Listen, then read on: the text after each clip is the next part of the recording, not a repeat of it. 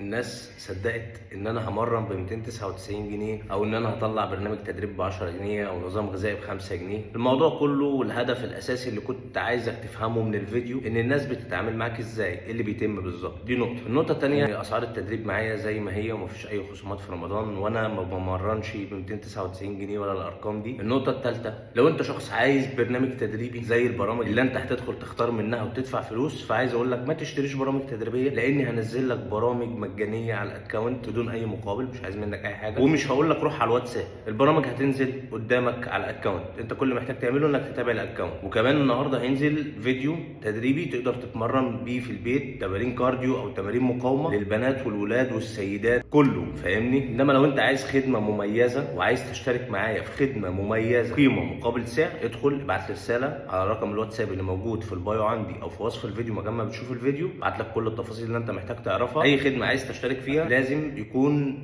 قبل يوم الجمعه. ليه؟ عشان الحق اجهز لك البرنامج اللي انت هتلتزم بيه في رمضان. ان شاء الله نحاول نساعدكم يعني على قد ما نقدر، لان انا مش من الناس اللي هي متفرغه للسوشيال ميديا بشكل كبير. دي مشكله على فكره، الموضوع ده عامل لي مشكله، بس خير يعني ان شاء الله. بس كده، كل سنه وانتم طيبين جميعا ورمضان كريم عليكم ان شاء الله.